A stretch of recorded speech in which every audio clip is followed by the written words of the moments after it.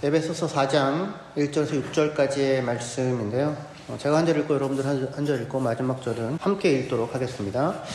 그러므로 주 안에서 갇힌 내가 너희를 권하노니 너희가 부르심을 받은 일에 합당하게 행하여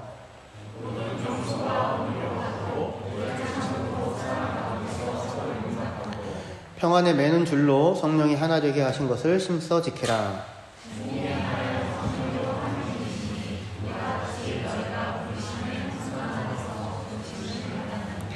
주도 한 분이시오 믿음도 하나요 세례도 하나요 하나님도 한 분이시니 곧 만유의 아버지시라. 만유 위에 계시고 만유를 통일하시고 만유 가운데 계시도다.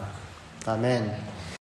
에베소서 4장 1절에서 6절까지 본문으로 접속이 아닌 결속, 성령이 하나 되게 하신 것을 심써 지키라 라는 제목으로 함께 말씀 나누도록 하겠습니다. 저희는 지난번 에베소서 시간에 부르심에 합당하게 행하라 라는 말씀을 함께 살펴보았었습니다. 합당하게 라는 말에 해당되는 헬라어의 악시오스라는 말인데 그것의 기본 의미는 저울이 있으면 저울 저편에 놓인 무게에 어울리는 것을 이쪽에 올려놓아서 균형을 맞춘다라고 하는 것이 합당하게 어울리게 라는 그런 말이라고 말씀드렸어요. 하나님께서 우리를 부르셨죠. 당신의 자녀로 부르시고 그리고 우리를 이렇게 상속자로 삼으시기 위해서 그 저울 이편에 올려놓으신 것이 무엇이냐면 예수 그리스도의 생명이었습니다. 그러니까 예수님의 십자가와 부활이죠. 그러면 이 예수님의 십자가와 부활이 우리의 부르심 이쪽 편에 올려져 있다면 우리는 반대편에 이 무게에 어울리는 합당한 삶으로서 어떠한 삶을 무엇을 올려놓아야 할까요? 뜻밖에도 바울은 그 부르심에 합당한 삶으로 모든 겸손과 온유, 오래 참음, 사랑 안에서 서로를 용납하는 것을 부르심에 합당한 삶으로 우리에게 제시합니다. 이 세상은 겸손, 온유, 오래 참음, 그리고 용납 이런 것을 어떤 적극적인 가치가 있는 것으로 여기지는 않는 것 같아요. 특별히 오늘날 세상은 겸손보다는 자신의 가치를 드러내는 것이 각광받고 온유보다는 센 캐릭터, 센 캐의 단호한 자기주장이 필요하다고 생각하고 오래 참음보다는 자신이 견딜 수 없는 것을 신속하고 분명하게 표현하는 것이 필요하다고 이야기하고 또 사랑의 용납보다는 책임의 경계를 철저히 정해서 상대의 몫과 상대의 잘못을 내 몫으로 떠안지 않는 것 이런 것이 적절한 행동의 방식이라고 권고를 받는 것 같습니다. 그래서 만만하게 보이지 않는 법 이런 게 유튜브 조회수가 굉장히 높아지게 됩니다. 이 세상에서 겸손과 온유라고 하는 것은 상대에 대한 진정한 배려와 존중이라는 차원에서 얘기되기보다는 자기의 마음을 지키기 위해 상대를 자극하지 않을 수 있는 방식으로 고려되는 것 같습니다. 중요한 것은 내 마음을 보호하는 거고 다른 사람의 마음은 다른 사람이 알아서 챙기도록 해라 라고 하는 것이 조언으로 주어지곤 합니다. 네 인생 희생하지 말고 상대방에게 너의 입장을 분명하게 밝혀서 사람들이 너를 만만하게 보지 않도록 해야 한다라고 하는 것이 강조되기도 합니다. 그러나 그렇게 자기의 마음을 상처받지 않기 위해서 이렇게 지키기 위해 갑옷을 두르고 상대방이 함부로 대하지 못하도록 나의 이 펜스를 가시 철망을 높이는 것으로 우리의 마음의 평안이 지켜질 수 있을까요? 성경은 다만 겸손과 온유를 부르심에 합당한 삶으로 얘기할 뿐만 아니라 오래 참음과 사랑 안에서의 용납이라고 하는 것을 부르심에 합당한 삶의 핵심적인 내용으로 이어서 제시합니다. 오래 참음이라고 하는 말은 킹 제임스 버전은 이거를 long suffering이라고 번역해요. 그러니까 오랜 고통을 견디는 것이에요. 그리고 사랑 안에서 서로를 용납하라라고 하는 말에서 용납한다는 말은 이렇게 위로 들어 올려준다는 거거든요. 이렇게. 그러니까 다른 사람이 짐지고 있으면 이렇게 들어 올려주는 거죠. 상대방의 짐을 나누어 내가 같이 짊어져 주는 것을 뜻합니다. 나의 짐도 아닌데 남의 짐을 왜 함께 짊어질까요?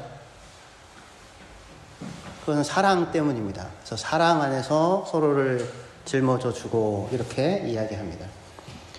그러니까 성경이 얘기하는, 복음이 이야기하는 삶에 대한 전망은 아픔도 상처도 없이 관계를 맺으며 살 수 있는 어떤 마음 지킴의 방법 이런 게 아니라 오랜 고통과 아픔을 감내하면서도 나와 상대를 존중하고 배려하는, 그리고 함께 살아가는 삶을 복되게 만드는 관계의 방식인 사랑으로 우리를 부르고 있습니다.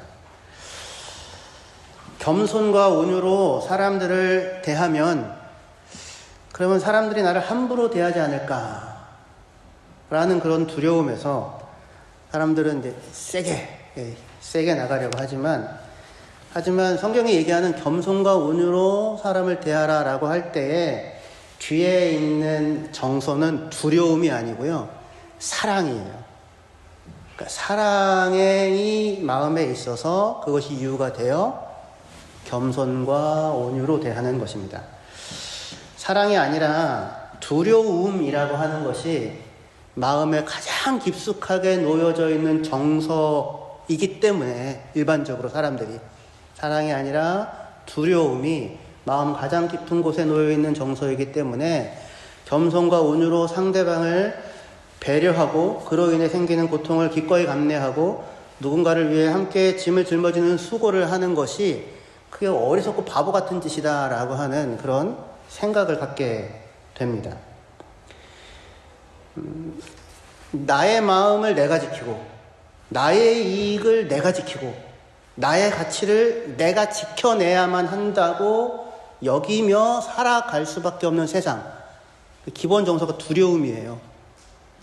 그런 세상에서 누군가와 관계를 맺는 방식과 너의 마음을 내가 귀하게 여겨주고 너의 이익을 내가 나의 것보다 먼저 챙겨주고 너의 가치를 내가 나서서 이 사람 참 귀한 사람이라고 증언해주는 그런 관계, 사랑이라는 관계죠. 그런 관계 속에서 누군가를 대하는 방식은 완전히 다를 거예요. 그렇죠? 그러니까 성경은 우리에게 사랑이라고 하는 기본 환경 속에 서로가 서로를 겸손과 온유, 오래 참음과 용납이라고 하는 것을 대하라고 그렇게 이야기하는 거예요. 그런데 세상은 기본 정서가 사랑이 아니고 두려움이기 때문에 너를 네가 지켜라 라고 이야기를 하게 되는 것입니다. 근데 바울은 에베소서 4장 1절에서 우리에게 부르심에 합당하게 살아가라 그렇게 얘기하거든요. 부르심에 합당하게 살아가라. 무슨 말입니까? 사랑으로 우리를 찾아오셔서 우리의 이름을 불러주신 분이 계신 거예요. 사랑의 관계 속에 우리가 이미 놓여져 있어요. 누구와의 관계 속에서? 예수님과의 관계 속에서. 먼저 우리를 찾아오셔서 우리를 긍휼히 여기시고 우리의 유익을 위하여서 십자가를 감수하시고 그리고 나를 향하여 귀하다고 증언해 주시는, 나를 부르셔서 나를 맞아주신 예수님의 사랑이라고 하는 것에 연결된 자, 그게 우리죠. 그 사랑의 연결, 사랑의 결속 가운데 우리가 있다. 그러니 모든 겸손과 온유로 사랑 안에서 오래 참음으로 용납으로 살아라. 이렇게 얘기하는 것입니다. 우리에게 주어진 구원이라고 하는 것은 단지 내가 너의 죄를 사하노라 그리고는 저쪽 가시는 게 아니라 혼자 잘 살아 이렇게 하는 게 아니고요. 오셔서 우리와 함께 사시는 거예요. 우리의 죄를 우리에게서 건지시고 임마누엘 함께 사시는 것. 그러니까 구원이라고 하는 것은 우리와 함께 하시기 위하여 죽음의 자리까지 우리를 쫓아 들어오시고 우리와 자기를 묶으시고 십자가를 지시고 부활하신 그 예수 그리스도와 결속된, 사랑으로 결속된 사람으로서 예수님과 이제 함께 살아가는 삶을 살게 되었다. 그 삶이 시작되었다. 그게 구원받은 자다라는 얘기예요. 그래서 예수님 안에 우리가 있고 우리 안에 예수님이 있는 그 어떠한 것도 끊을 수 없는 깊은 결속의 관계 속에 사는 삶, 이것이 구원의 삶인 것입니다. 이 결속을 성경은 얘기해요. 솔리데러티라고 얘기할 수 있을 텐데, 근데 오늘날 사람들은 이런 결속을 못 만나요. 점점 더. 그래서 결속이 아니라 접속, 그러니까 억세스라고 얘기했죠. 억세서빌리티. 접속의 방식으로 관계를 맺고 살아갑니다. 제레미 립킨이라고 하는 사람의 소유의 종말이라고 하는 책이 있어요. 한국어로는 소유의 종말이라고 번역하고 영어로는 The Age of Access라고 된 책인데요. 그 책에서 오늘날 세계는 더 이상 소유가 아니라 접속을 통해서 재화와 서비스를 이용하고 경험을 소비한다, 그렇게 이야기를 해요. 이게 2000년에 나온 책이에요. 제가 그 책을 2000년 좀 더 지나서 한국에서 사가지고 지하철에서 읽으면서 되게 놀랐어요. 소유하지 않고 내가 가지지 않았는데도 그냥 쓸 수 있어? 접속하고? 2000년, 24년 전이거든요. 근데 오늘날은 정말 소유보다는 이 접속하는 것으로 살아가는 일들이 굉장히 많아졌죠. 자동차를 구입하여서 내가 소유할 수도 있지만 리스를 통해서 그냥 몇 년간 사용하다가 또 다른 차로 바꿔 타는 방식으로 차를 이용할 수도 있죠. 제가 아는 분은 저 북쪽에서 매해마다 새로 차를 바꿔 타시더라고요. 사지를 않는 거예요. 그냥 사용을 하는 거죠. 소유가 아니라 사용할 수 있는 권리에 접속하는 것입니다. 넷플릭스의 그 플랫폼이라고 할 수 있겠죠. 거기에 올라와 있는 드라마나 영화를 우리가 다 구입하여 소유하지 않지요. 하지만 일정한 구독료를 내면 우리는 넷플릭스에 접속하여서 그 안에 있는 것들을 다 이용할 수가 있습니다. 이 접속이라고 하는 것이 점점 많아졌죠. 프로그램도 우리가 더 이상 구입하지 않고 구독료를 내고 사용하잖아요. 근데 접속이라고 하는 개념이 이렇게 확산되면서 교회에서도 하나님께 접속하라라는 표현이 아주 유행처럼 많이 사용되었었습니다. 하나님께 접속하게만 하면 그분 안에 있는 모든 것을 네가 마음껏 사용할 수 있다라는 차원에서 접속이라는 말이 사용되었었어요. 하지만 성경적 관점에서 이러한 접속 개념은 우리의 신앙생활을 잘못 인도하는 면이 굉장히 다분합니다. 왜냐하면 접속의 본질은 내가 필요할 때에만 일정한 대가를 지불하고 연결된다는 것에 있어요.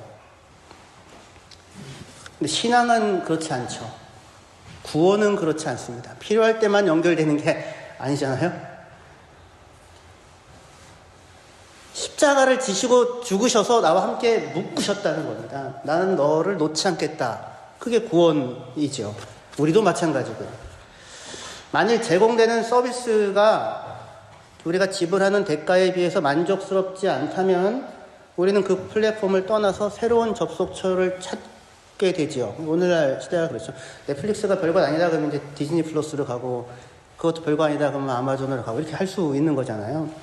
그러니까 이런 접속의 시대에서 언제든지 간에 필요에 따라서 여기에 접속했다가 나오고 여기에 접속했다가 나올 수 있는 그런 환경이기 때문에 이러한 접속의 시대에서는 무언가를 소중하게 생각하고 온유와 겸손으로 상대방을 배려하고 오래 참음으로 그 상대와의 관계를 소중하게 지켜가기 위해서 사랑 안에서 상대의 부족함을 짊어지는 그런 일은 굳이 하지 않아도 되는 거예요.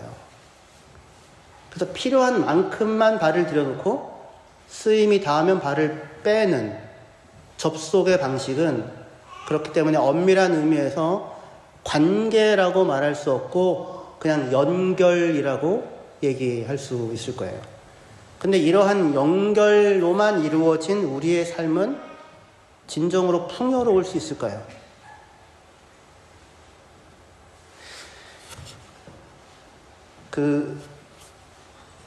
소위 SNS는 손쉬운 연결로 이루어진 관계 방식을 가능하게 했죠. 그래서 한 번도 만나본 적도 없는, 알지 못하는 사람과도 간단히 친구를 맺을 수 있습니다. 그리고 좋아요 버튼 하나로 상대에게 나의 관심을 표현할 수 있죠.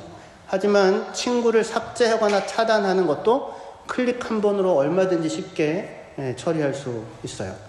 이 접속의 시대에 우리는 더 이상 오래 참지 않아도 되고요. 오래 참지 않고요. 그리고 사랑으로 서로를 감당하는 일을 굳이 하려고 하지 않습니다.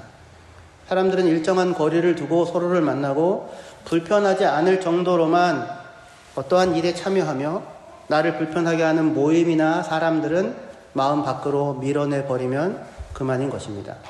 접속의 시대에서 인간관계를 위한 처세술은 내 마음을 보호하고 상처받지 않으면서 원하는 만큼만 관계를 소비하는 기술, 그렇게 되어져 있습니다.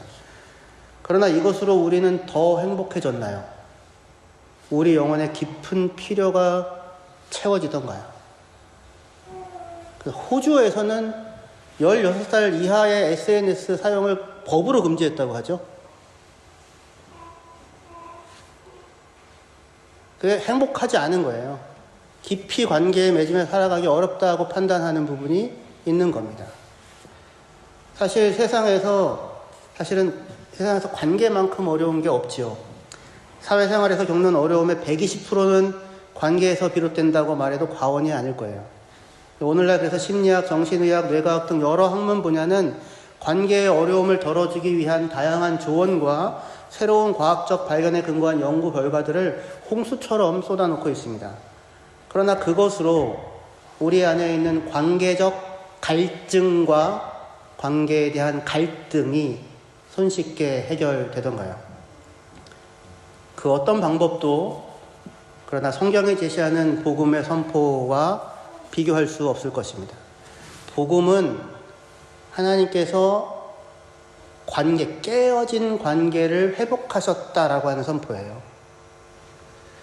에베소서는 서로 하나 될 수 없었던 사람들이 예수 안에서 어떻게 하나 되어 연합을 이룰 수 있게 되었는지를 교회론적 차원에서 설명하는 서신이거든요. 그 에베소서에 따르면 복음은 단지 서로 다른 사람들 사이의 조화를 넘어서서 원수되었던 자들 가운데 용서와 하나됨과 화목을 다루고 있어요.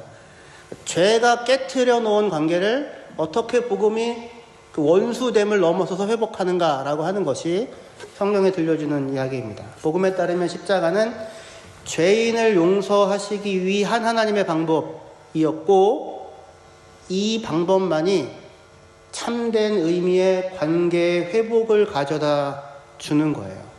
무엇만이? 십자가만이. 십자가에서 드러난 죄인을 향한 예수님의 겸손, 온유, 오래 참음, 사랑의 용납 없이 관계의 회복은 일어나지 않아요. 세상 학문 중에 그 어떠한 것도 관계의 문제를 다루면서 성경처럼 죄라고 하는 것을 중심에 두고 관계의 문제를 다루는 것은 없습니다. 세상 종교 가운데 그 어떠한 종교도 관계의 문제를 다루면서 죄라고 하는 것을 본질적인 원인으로 삼는 종교는 없어요. 오직 성경만이 사람의 죄인됨과 그런 죄인을 위해 나타내신 하나님의 사랑이라고 하는 이 모순되어 보이는 두 가지 사실을 동시에 증언해주고 있습니다. 다시요. 성경만이 뭘 얘기하냐면 인간이 죄인됨을 얘기하고요. 그 죄인을 향해 나타내신 하나님의 사랑을, 이 모순되어 보이지만 이 두 가지를 얘기하죠. 죄는 관계를 파괴하는데 예수의 십자가는 그 죄를 해결하시고 관계의 회복을 가져다 주는 이야기를 하는 거예요. 그러니까 여기에 이 안에 관계의 문제에 대한 복음 안에 진정한 해답이 들어있습니다. 불교에서는 관계의 고통은 집착 때문에 생겨요. 욕심 때문에. 그리고 또한 바르게 보지 못하고 바르게 생각하지 못하고 바르게 말하지 못하고 바르게 행동하지 못하기 때문에 관계의 고통이 생겨난다고 얘기해요. 이 맞는 말이죠. 그죠? 바르게 보지 못하고 바르게 생각하지 못하니까. 그래서 관계의 문제를 해결하려면 어떻게 해야 되냐면 불교에 따르면 바르게 보고 바르게 생각하고 바르게 말하고 바르게 행동해야 해요. 하지만 사람 안에 있는 집착과 욕심으로 인하여 사람이 바르게 보지 못하고 바르게 행하지 못한다라고 그렇게 이야기합니다. 그래서 결국 불교가 들려주는 관계의 문제에 대한 해법은 뭐냐면요. 무소의 뿔처럼 혼자서 가라예요. 무소가 뭔지 알아요? 코뿔소. 코뿔소는 뿔이 하나잖아요. 뿔 두 개 아니고 뿔 하나인 것처럼 코뿔소처럼 혼자서 가라라고 얘기해요. 이게 초기 불교 경전인 시탈타의 어록을 담고 있는 수타니파타라고 하는 곳에 나오는 아주 유명한 구절이죠. 이렇게 되어져 있어요. 소리에 놀라지 않는 사자처럼, 그물에 걸리지 않는 바람처럼, 진흙에 더럽히지 않는 연꽃처럼, 무소의 뿔처럼 혼자서 가라. 멋있어 보이죠? 멋있어 보이는데요. 결국 무슨 얘기냐면 더러운데 손 담그지 말고 사랑도 하지 말고 거추장스러운 동행도 만들지 말고 너 혼자 가라 라는 얘기예요. 이런 그 구절도 있습니다. 만남이 깊어지면 사랑과 그리움이 생기고 사랑과 그리움에는 고통이 따르며 사랑에서 근심과 걱정이 생기는 줄을 알고 무소의 뿔처럼 혼자서 가라. 그러니까 뭐 하지 말라는 거예요? 사랑도 하지 말고 마음도 주지 말고 결혼도 하지 말고 친구도 만들지 말고 혼자서 가라. 그렇게 얘기합니다. 그 누군 가려면 현명한 사람이라고 하라. 근데 내가 현명하지 않은데 누구랑 같이 가겠어요? 매우 현대적이에요. 오늘날 시대가 이야기하는 것 같아요. 하지만 성경은 그것과 전혀 다르게 얘기합니다. 오히려 오랜 고통을 감내하면서 사랑하라 그렇게 얘기해요. 사랑으로 서로를 용납하고 함께 짐을 짊어지고 그와 함께 살아가는 동행을 복되게 만들어라. 그것이 복음에 합당한 삶이다. 복음이 보여주는 삶이다. 그렇게 얘기합니다. 내가 비록 자유로 부름을 받았지만 네 마음대로 사는데 그 자유를 사용하지 말고 오직 사랑으로 서로를 섬기는 종노릇을 하라라고 성경은 이야기해요. 사태에 대한 진단이 다른 만큼 해결책도 다른 거예요. 그 불교에서는 사랑에는 고통과 그리움이 따르고 근심과 걱정이 생기니까 너는 그런 것들에 얽매이지 말고 무소의 뿔처럼 혼자서 가라고 얘기하는데 성경은 뭐라고 얘기하냐면 하나님이 세상을 이처럼 사랑하사 독생자를 주셨으니 그를 믿는 자마다 멸망하지 않고 영생을 얻으리라 라고 그렇게 말씀하세요. 그러니까 하나님은 오셔서 무소의 뿔처럼 혼자서 가시지 않았고요. 우리가 함께 살기 위해서 우리를 찾아오셨어요. 우리가 영원히 함께 살기 위해서 예수님을 보내셨고 예수님은 십자가를 지십니다. 오랜 고통을 감내하고 사랑으로 우리를 짊어지는 일을 마다하지 않으세요. 완전히 다른 개념이죠. 수고하고 무거운 짐진 자들아 다 내게로 오라 라고 예수님은 우리를 불러요. 함께 가자고. 혼자 가겠다가 아니라 함께 가자고 우리를 부릅니다. 그리고 내가 너희를 쉬게 하리라 라고 말씀하세요. 그렇게 그는 삶에 지쳐 곤고한 자들을 다 자신에게로 부르시고는 그들을 자신의 멍에 아래에 같이 함께 서게 합니다. 그들을 품고요. 그들과 기꺼이 동행하시며 그 동행 가운데 쉼과 안식을 지으세요. 복되게 하십니다. 전혀 다른 개념이에요. 쉼과 안식과 자유를 네가 혼자서 마음 잘 관리해가지고 만들어 보렴 이렇게 얘기하지 않으시고 내게로 나오라고 얘기하시는 것입니다. 내가 너희에게 쉼을 주겠다고. 나와 함께 서면 너희 안에 참된 안식이 누려질 것이라고 그렇게 얘기하고 계세요. 관계의 어려움을 너 혼자 너의 힘과 너의 지혜로 극복하고 스스로 자유와 혜택을 이루라고 하지 않습니다. 그게 아니라 내가 너의 모든 허물과 죄를 위하여 나를 내어 주었고 너의 모든 죄의 짐을 내가 갚았으니 너는 나에게로 와서 나와 함께 하나님께 나아가 하나님과의 화목을 함께 누리자라고 그렇게 우리를 부르시는 것입니다. 그래서 바울은 우리 보고 너희가 노력하고 애써서 힘써 하나됨을 만들어내라라고 이야기하지 않고 성령이 하나님이 예수 안에서 성령을 통하여 하나 되게 결속해 놓은 것을 힘써 지키라라고 말합니다. 결속을 이루어라라고 말하지 않고 예수님이 이미 찾아와 묶어 놓은 그 결속을 확인하고 그 안에 머물러라라고 이야기하는 것입니다. 우리 에베소서 4장 3절에서 6절 말씀 같이 한번 읽어보면 좋겠습니다. 예, 시작. 평안에 매는 줄로 성령이 하나 되게 하신 것을 힘써 지키라. 몸이 하나요 성령도 한 분이시니 이와 같이 너희가 부르심의 한 소망 안에서 부르심을 받았느니라. 주도 한 분이시요 믿음도 하나요 세례도 하나요 하나님도 한 분이시니 곧 만유의 아버지시라. 만유 위에 계시고 만유를 통일하시고 만유 가운데 계시도다. 만유 가운데, 세상 모든 만물 가운데서 일하시는 하나님께서 우리를 부르셔서, 성령으로 부르셔서 하나 되게 하셨어요. 예수 안에서. 우리가 해야 되는 건 뭐냐면 이 하나됨 안에 거하여 그 안에서 함께 성장하는 거예요. 복음은 하나님과 나와 타인, 나와 세상과의 관계, 그리고 나와 나 자신과의 관계가 예수 안에서 회복되었다고, 그러니 그 안으로 들어오라고 하는 선포입니다.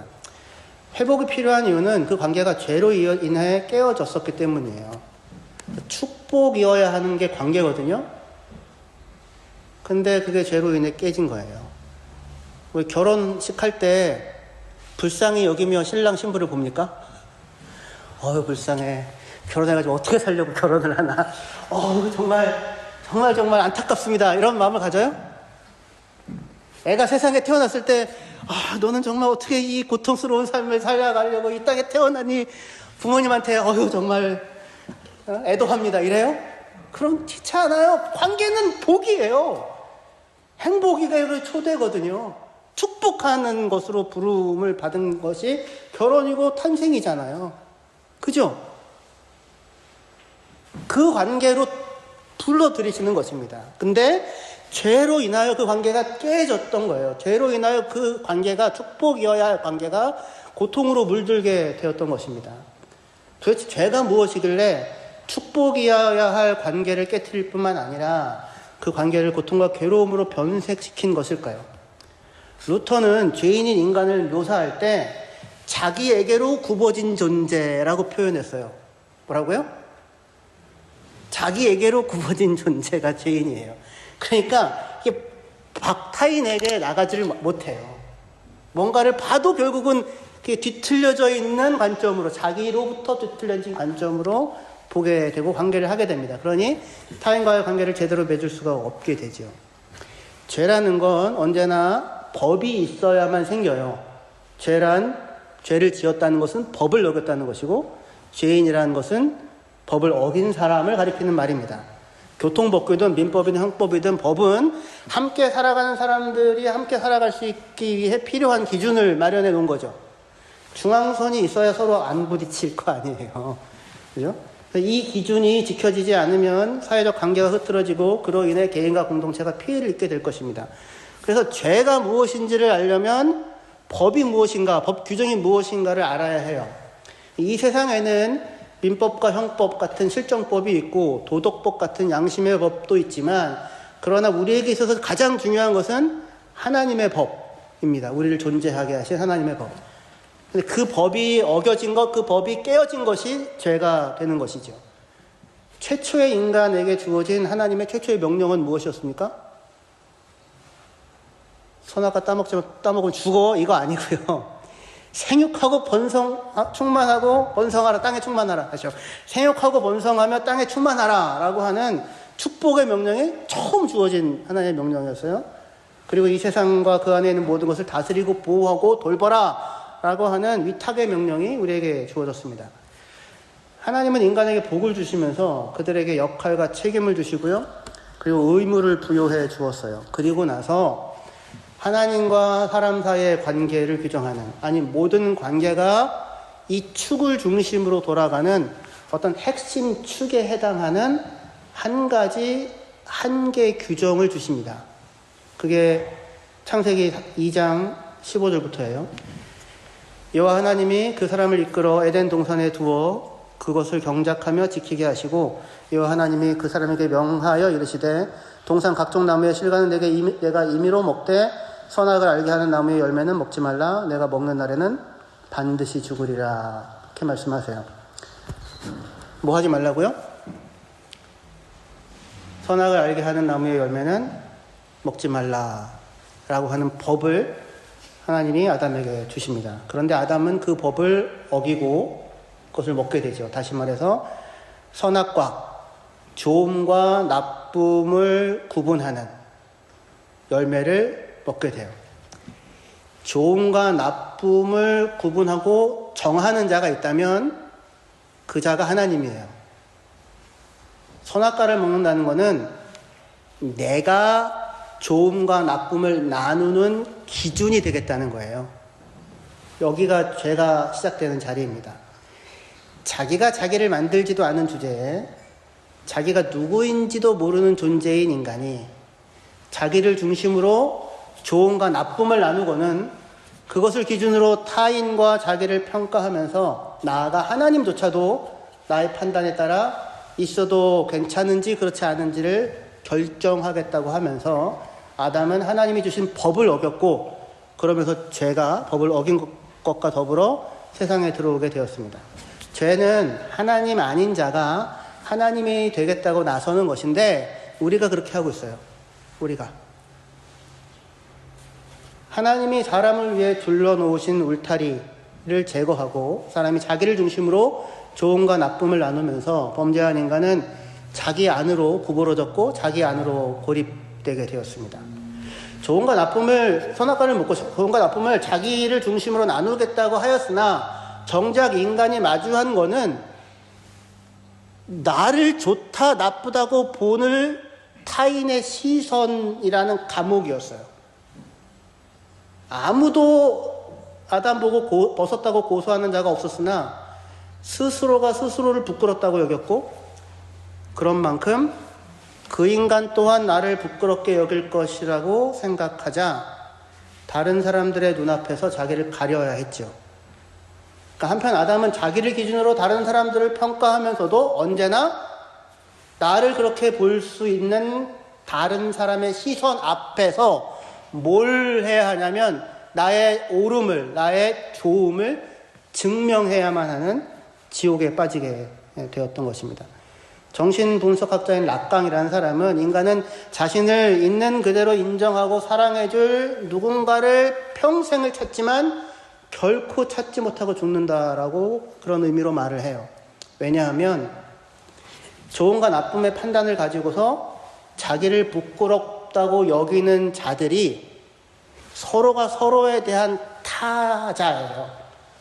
그러니까 사실은 부끄럽다고 여겨지는 그를 보고 사랑으로 내가 그것을 덮어줄 수 있으면 되는데 그렇게 하지를 못하는 것입니다. 끊임없이 아무리 자기가 자기를 덮어도 가려지지 않는 수치를 가지고 있는 자들, 그 두려움을 가지고 있는 사람들이 관계를 맺고 살고 있기 때문에 모든 어려움과 문제들이 생기는 거예요. 하나님은 오셔서 어떻게 해요? 을 덮어주시죠. 내게 나오라고 얘기해 주시죠. 수고하고 무거운 짐진 자들아 다 나에게로 오라고 불러주시죠. 하나님은 사람을 자기의 형상을 따라 지으셨죠. 우리가 우리의 형상을 따라 우리의 모양대로 사람을 만들자. 그렇게 말씀하시고 하나님은 하나님의 형상을 따라 사람을 지으시되 남자와 여자, 그죠? 남자와 여자를 지으세요. 최초의 이웃은 나의 돕는 배필이었어요. 최초의 타인은 나의 돕는 배필이었어요.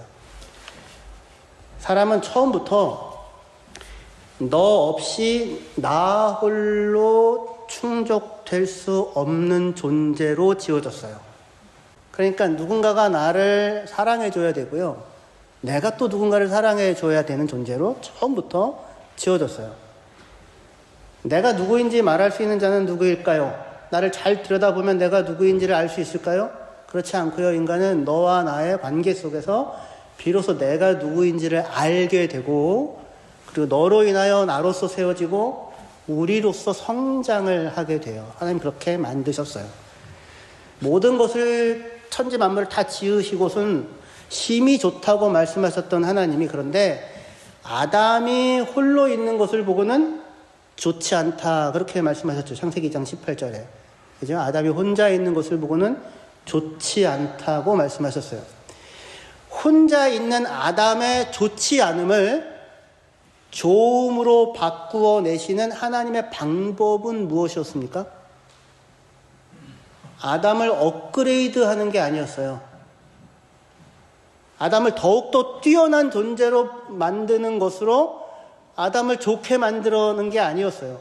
그게 아니라 홀로 있는 좋지 않음을 좋음으로 바꾸시는 하나님의 방법은 아담에게 돕는 배필을 만들어주는 것이었어요. 그죠? 그러니까 혼자 있는 좋지 않음은 같이 있음의 좋음으로만 채워줄 수 있는 거예요. 그러니까 우리가 좋으려면 뭐가 필요한 겁니까?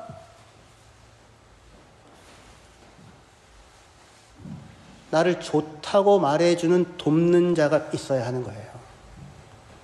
내가 내 능력을 업그레이드 시켜야 되는 게 아니고 내가 슈퍼맨이 된다고 좋아지는 게 아니라 나를 보고 좋다고 얘기해주는 누군가가 있어야 비로소 좋음이 생기는 거예요.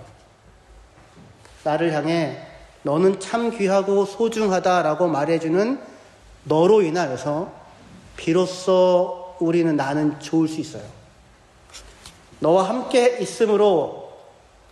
있으니 참 우리가 참 좋구나라고 이야기해주는 서로로 인하여서 우리는 비로소 좋을 수 있습니다. 그리고 우리를 보시고 너는 내 사랑하는 자녀다. 너를 보는 것이 나의 기쁨이구나 라고 말씀해 주시는 하나님과의 관계와 결속 가운데서 우리는 참으로 좋을 수 있습니다. 복음은 그 좋음의 결속 안으로 하나님이 우리를 불러들이셨다고 말씀해 주시는 거예요. 이것을 서로가 서로를 향하여 해주는 것이 성령이 하나 되게 하신 것을 힘써 지키는 것입니다. 옆에 계신 분들 보시고요. 말씀해 주세요. 당신은 참 좋으십니다.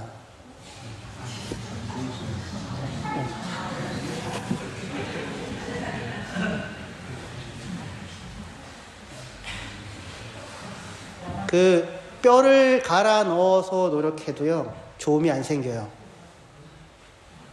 그런 나를 수고했어. 너 참 대단하다. 너 때문에 너무 힘이 나. 라고 하는 누가 있어야 좋음이 생겨요. 나를 중심으로 좋다, 나쁘다를 나누고 좋으려고 스스로를 애를 쓰고 너는 별로 좋지 않은 이런 것에 어디에도 좋음은 생기지 않아요.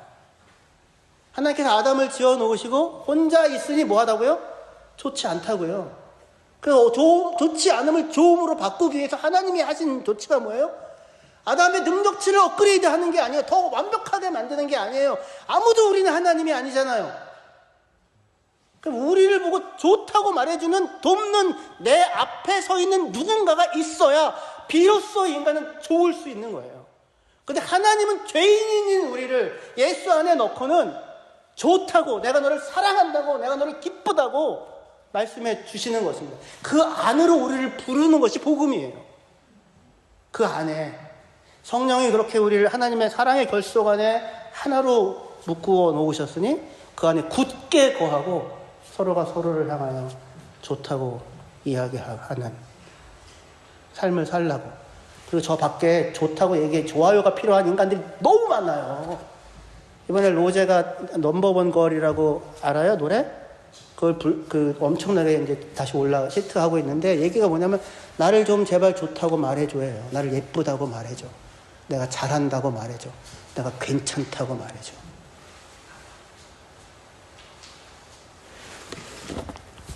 서로를 보고 너 참 귀하구나, 소중하구나, 이렇게 서로가 서로에 대한 도움으로 서는 저와 여러분들이 되시기를 주의 이름으로 축원합니다. 기도하시겠습니다.